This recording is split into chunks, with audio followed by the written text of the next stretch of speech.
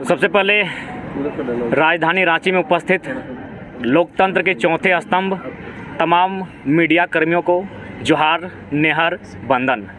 आज के इस प्रेस कॉन्फ्रेंस का उद्देश्य है आगामी नहीं, चल ही रहा है, प्रारंभ हो चुका है।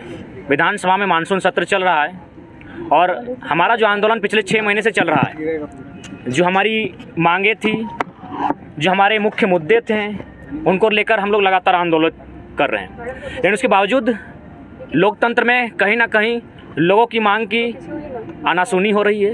राज्य सरकार उस पर ध्यान नहीं दे रही है। उसी क्रम में हम लोग फिर से आंदोलन के लिए रांची कूच करेंगे और हमारा इस बार जो आंदोलन होगा, इस बार घेराबंदी का नहीं, इस बार खतियानी सत्याग्रह के तर्ज पर होगा। ये 2 दिवसीय आंदोलन होगा जो 2 तारीख से प्रारंभ होगा और 3 तारीख तक चलेगा। 2 और 3 तारीख को खतियानी सत्याग्रह के तर्ज पर यह आंदोलन है हमारा, और इसका मुख्य एजेंडा, इसका मुख्य उद्देश्य राज्य सरकार का ध्यान हमारे मुद्दों की ओर आकर्षित करना है।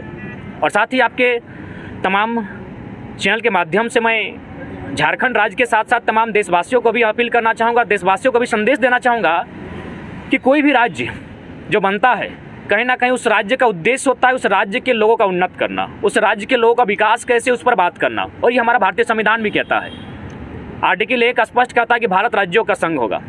भारत संविधान जो सर्वोच्च ग्रंथ है वो कहता है कि भारत राज्यों का देश होगा। लेकिन अगर कोई उससे उल्टा प्रश्न करे कि भारत क्यों नहीं होगा, भारत राज्यों का ही देश क्यों होगा, तो इसलिए नहीं होगा क्योंकि भारत में एक जाति नहीं है, भारत में एक धर्म नहीं है, भारत में एक भाषा नहीं है, भारत में एक बोली नहीं है, भारत में उतना तो छोड़िए, पहनने, ओढ़ने और नाचने का तरीका एक नहीं है, खाने का तरीका एक नहीं है। साफ शब्दों में कहें तो भारत में एक भगवान नहीं है। यानी भारत अलग अलग लोगों को मिलाकर एक होगा। तो अलग अलग लोगों को अधिकार बनता है कि नहीं बनता है? जब भारत में अलग अलग समूह, अलग अलग लोग, अलग अलग राज्य को मिलाकर भारत बनता है, तो उन अलग अलग राज्य के लोगों का अधिकार बनता है कि नहीं बनता है? ये हमारा सवाल राज्य की सरकार से है, व्यवस्था से है। अगर है तो फिर हमारे राज्य की पहचान कहाँ है? देखिए, आज कुछ भी हो, चाहे सड़क पर चलना हो या विद्यालय में प्रार्थना में खड़ा होना हो या फुटबॉल का मैच खेलना हो, एक नीति बनता है, एक नियम बनता है, उसी के तहत वो संचालित होता है। आप अगर बाएं स्थान की जगह सड़क पर दाएं चलेंगे तो एक्सीडेंट के चांसेस भी होंगे और आपको पेनल्टी का देना पड़ेगा। ठीक उसी प्रकार फुटबॉल का 90 मिनट छोड़िए, 5 मिनट के पेनल्टी के खेल में एक नियम बनता है, फिर वो खेल संचालित होता है। लेकिन बहुत ही दुर्भाग्य की बात है और बहुत ही दुख की बात है कि आज झारखंड के पास कोई नियम नहीं है, कोई नीति नहीं है, कोई नियम नहीं है। ये भगवान भरोसे ये राज्य चल रहा है। सबसे प्रमुख नीतियाँ होती हैं, नीतियाँ तो बहुत सारी होती है, लेकिन पहली नीति होती है स्थानीय नीति। और ये तमाम भारतवर्ष के जितने भी राज्य बने हैं उनकी स्थानीय नीति तय है। कहीं भाषा, संस्कृति, परंपरा के आधार पर तय है, कहीं जमीनी कागजातों के आधार पर तय है, लेकिन नीति तय है। लेकिन झारखंड की नीति थी पूर्ववर्ती सरकार में 1985 को लेकर। मान्यवर मीडिया बंधुओं, मैं एक उदाहरण प्रस्तुत करना चाहूँगा।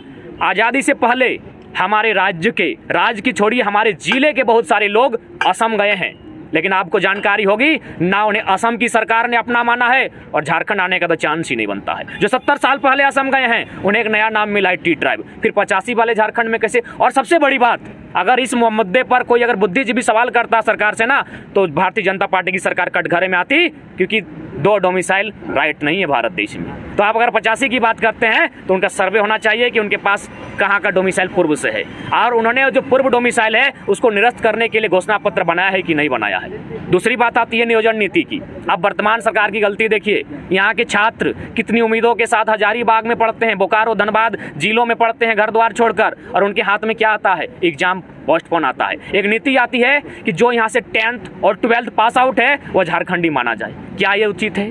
क्या ये संभव है? क्या ये नैतिकता है? बिल्कुल नहीं। अगर 10th पास करने से वो झारखंडी होगा तो कोई बच्चा 2030 में भी 10th पास करेगा, क्या वो झारखंडी मान लिया जाएगा? अगर ऐसा ही करना था तो ये 88 सालों का संघर्ष क्यों? इतने लात, जूते, पुलिस के लाठी डंडे, इतने चौक चौराहों पर जो मूर्तियां हैं हमारे महापुरुषों की, ये शहादत, ये रक्त क्यों? तो इसलिए हमारी मांग टू द पॉइंट है, हमारी मांग कहीं गलत नहीं है। हमने स्पष्ट कहा है, अलग अलग राज्य हैं, अलग अलग राज्यों की अपनी पहचान है, उनकी अपनी परंपरा है और उनके लिए अपनी अपनी नीतियां हैं। तो राज्य सरकार झारखंडियों के लिए नीतियां बनाए ताकि झारखंड के लोग सुरक्षित हो पाएं। इसी के लिए राज्य सरकार को होश में लाने के लिए, उन तक हमारी आवाज़ पहुंचाने के लिए हम लोग 2-3 तारीख को खतियानी सत्याग्रह का आंदोलन चलाने वाले हैं और राज्य भर के तमाम युवाओं से बुजुर्गों से, बड़ों से, माताओं बहनों से अपील करते हैं कि आप इस आंदोलन में भाग लेकर इस आंदोलन के माध्यम से राज्य सरकार का ध्यान अपनी ओर आकर्षित करने की चेष्टा करें। देखिए मीडिया बंधुओं, बहुत सारे दिग्भ्रमित बातें सामने आती हैं कि 1932 का जो खतियान है वो चूँकि भारत न बनने से पहले का खतियान है, अतः उसे अगर मान्य नहीं मिलना चाहिए। तो मैं तर्क प्रस्तुत करना चाहूँगा, यदि 1932 का खतियान अंग्रेजों के काल का टाइम ऑफ पीरियड का है और उसे मान्यता नहीं मिलना चाहिए, तो मैं इसके फेवर में तर्क प्रस्तुत करना चाहूँगा। आज जो भारत में कानूनें हैं, IPC, इंडियन पेनल कोड, ताजीराते हिंद, भारतीय दंड संहिता 353 हो, 153 हो, 307 हो, 376 हो, 302 हो, ये 1860 की कानूनें हैं। जब इसी देश में 1860 की कानूनें मान्य हो सकती हैं, तो फिर 1932 क्यों नहीं? इसमें हमारा कहाँ दोष है? हमने क्या गुनाह किया है?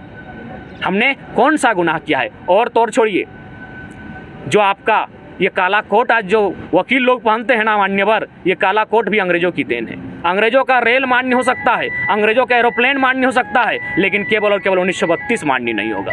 क्यों? क्योंकि ये झारखंडियों के हक अधिकार से इन्हें वंचित रखना चाहते हैं। और मैं जहाँ तक समझ पाता हूँ, आज पिछले 6 महीनों से मैंने लगभग 1 दर्जन जिलों का भ्रमण किया। जहाँ तक मैं समझ में आता है मुझे कि इनका उद्देश्य है झारखंड के लोगों को इस भूभाग से दूर करना। इसलिए दूर करना क्योंकि हमारे लिए, भले लोगों के लिए वो विकास का नज़रिया हो, लेकिन हमारे लिए वो विनाश का नज़रिया। हमारे जो ज़मीन के नीचे खनिज संसाधन है, वो कहीं ना कहीं हमारे लिए विनाश का जरिया है। सारे लोगों की नज़र हमारे खनिज संसाधनों पर टिकी है। इसलिए कतई नहीं चाहेंगे कि झारखंड के हित में नीति बने, ये कतई नहीं चाहेंगे झारखंड के लोग उन्नत हों। ये लोग चाहेंगे कि हमें बेवकूफ़ बना कर रखें। ये लोग चाहेंगे जिस प्रकार वियतनाम और फ्रांस के साथ हुआ था, फ्रांस के लोग जानबूझकर वियतनाम को फेल करते थे ताकि वियतनाम के लोग फ्रांस की बराबरी नहीं कर पाए। ठीक अन्य राज्यों से जितने भी लोग बस बसाव होकर यहाँ बड़े बड़े पदों पर आसीन हैं, वे नहीं चाहेंगे कि हमारे पक्ष में शिक्षा नीति बने, हमारे पक्ष में विस्थापन नीति बने, हमारे पक्ष में उद्योग नीति बने। क्योंकि हम अगर उन्नत हो जाएंगे तो फिर इनकी सुनेगा कौन? और अगर हम उन्नत हो जाएंगे, हमारी लोग सुनने लगेंगे, हम खुद से कमा कर खाने लगेंगे, तो फिर हमारी ज़मीनों पर इनकी नज़र कैसे आएगी? तो इसलिए बहुत साजिश, एक सिंडिकेट के तहत, बहुत प्लानिंग के तहत आज राज्य सरकार के साथ साथ तमाम जो कंपनियां हैं, जो राज्य सरकार को राज्य सरकार नहीं, तमाम जो पूर्ववर्ती सरकारें रहे हैं जिनको फाइनेंस करते हैं, उनका उद्देश्य झारखंडियों को यहाँ से बाहर कर देना। और ये तो हमारे मुख्यमंत्री का एक पेपर कटिंग था कि अगर इनका बस चले, खासकर केंद्र का, तो झारखंडियों को रेगिस्तान भेज देंगे और यहाँ खनन का काम करेंगे। तो जो यहाँ का मुख्य एजेंडा है, आज झारखंड को लूटने का जो मेन एजेंडा है, वो यहाँ की खनिज संपदा है। क्या पता यहाँ सोना, हीरा, मोती, चांदी कब निकल जाए।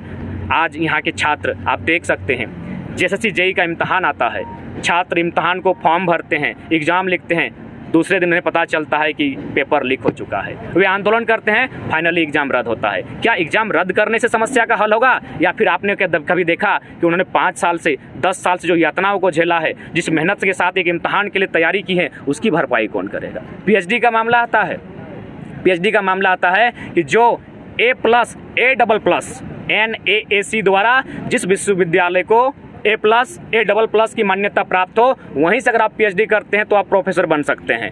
दुर्भाग्य की बात है, झारखंड में 9 या 10 विश्वविद्यालय हैं, कहीं किसी को मान्यता प्राप्त नहीं है A+, A++ की, यानी हमारे PhD भी अमान्य। खैर, इसका आंदोलन हुआ और ये निर्णय अभी वापस हुआ है। तो ठीक उसी प्रकार आंदोलन ही झारखंड को जीवंत रखेंगे, झारखंड के हक अधिकार को जीवंत रखेंगे। इसलिए आज प्रेस कॉन्फ्रेंस के माध्यम से झारखंड राज्य के तमाम लोगों से आह्वान करने आए हैं कि आज अभी नहीं तो फिर कभी नहीं, क्योंकि ये लड़ाई निर्णायक है। रोज़ रोज़ आंदोलन खड़ा नहीं होता है और हमने भी कभी उम्मीद नहीं किया था कि धनबाद, बोकारो के युवा जो आंदोलन को लेकर चले हैं वह राज्य स्तर का आंदोलन बनेगा। इसका मतलब स्पष्ट है, कहीं ना कहीं आज 22 सालों से झारखंड के जो लोग हैं वो शोषित हैं, वो वंचित हैं, वो प्रताड़ित हैं। उसी का परिणाम है कि छोटा सा आंदोलन, छात्रों का आंदोलन आज राज्य स्तर पर व्यापक रूप ले चुका है और इसका चर्चा नॉर्थ ईस्ट इंडिया में हो रहा है, इसका चर्चा लद्दाख में, इसका चर्चा गुजरात में हो रहा है। तो इसलिए आज लोकतंत्र के चौथे स्तंभ की उपस्थिति में, उनके सौजन्य से झारखंड राज्य की जनमानस से अपील होगा, आंदोलन में भागीदारी सुनिश्चित करें और आने वाले 2-3 तारीख को खतियानी सत्याग्रह के तर्ज पर विधानसभा परिसर के कुछ दूरी पर हम लोग सत्याग्रह के तर्ज पर आंदोलन करने जा रहे हैं। इस पर समर्थन करेंगे। 2 दिन का होगा? हाँ, ये 2 दिन का होगा। क्योंकि खेती बाड़ी का दिन है और हम लोग प्रयास किए थे कि पूरा सत्र को ही टारगेट करें, लेकिन चूंकि हमारी जो रीड है वो खेती बाड़ी है, तो उसको अभी देखते हुए 2 दिवसीय ही ये आंदोलन। गौ तस्करी को आप किस में लगे? देखिए, बिल्कुल गौ तस्करी को हम चाहेंगे कि पूरे भारत देश में प्रतिबंधित हो, क्योंकि गौ कहीं ना कहीं लोगों की माँ समान है, किसी की भावना से जुड़ी है, तो भावना का अपमान नहीं होना चाहिए, इस पर प्रतिबंध लगे। और ये झारखंड में जो सर की बार बार इसको रद्द कर रहा है बहाली को लेकर, आता है फिर और जितने भी सारे झारखंड में बहाली है सब में केस है सर, अभी तक कोई क्लियर नहीं है सर। तो झारखंड सरकार को थोड़ा संदेश दीजिए। मैं बिल्कुल झारखंड सुधार सके यहाँ क्या। मैं झारखंड सरकार को यही संदेश देना चाहूँगा कि अगर आपके पास मिशन हो, आपके पास विजन हो, अगर आपके पास दूरदर्शिता हो तो कुछ भी संभव है। आज मैं नीति की बात करूं तो एक समय एक स्लोगन था भारत देश में कि जिस दिन 370 की धारा हटेगी उस दिन देश में भूचाल आ जाएगा, संविधान खाक हो जाएगा। लेकिन आज 370 की धारा भी हट चुकी है और ना कोई भूचाल आया है ना कुछ हुआ, क्योंकि 370 के समर्थन वाले सदन तक पहुंचे, 370 हटी। तो ठीक उसी प्रकार जिस दिन 32 को समर्थन करने वाले, युवाओं के हित में सोचने वाले लोग विधानसभा के भीतर जाएंगे, निश्चय ही बदलाव आएगा। तो इसलिए राज्य की जनता और विशेषकर राज्य की युवाओं को आज बैठकर सोचना होगा, क्योंकि सवाल आने वाले भविष्य का है। कुछ दिन पूर्व आपने एक सवाल उठाया था ईडी को लेकर, कुछ लोगों के नाम को लेकर, अब ऐसे लोगों के शिकंजा ईडी का कस रहा है, क्या कहेंगे? देखिए, निश्चय ही भारत देश की व्यवस्था हो या राज्य की व्यवस्था हो, जो पूंजीवादी व्यवस्था जो तेजी से फैल रही है, देखिए पूंजीवाद का कोई विरोधी नहीं है। आपके हाथ में जो कैमरा है, मेरे हाथ में जो मोबाइल है, ये पूंजीवाद का रूप है, लेकिन मैं चाहता हूँ पूंजीवाद के साथ समाजवाद का इंक्लूड हो। लेकिन कुछ लोग जो सत्ता में आ जाते हैं वे लोग अथाह धनराशि अकूत जमा कर लेते हैं, जिसका परिणाम क्या होता है कि आपके स्टोरेज में धन जमा होता है, लेकिन लोग उस देश में भूखा आ जाता है। तो इसलिए ईडी सही कार्य कर रही है, लेकिन हाँ, उसे चाहेंगे कि वो निष्पक्ष कार्य करे। कुछ विधायक भारतीय जनता पार्टी के भी हैं जो रडार में खड़े होते हैं, तो इसलिए निष्पक्ष जांच होनी चाहिए और पक्ष और विपक्ष नहीं देखना चाहिए, सबको रडार में लेकर उनकी जांच होनी ही चाहिए। जयराम जी, आपका दूसरा विधानसभा घेराव है, कितना असर पड़ा सरकार को? देखिए, असर तो पड़ा है।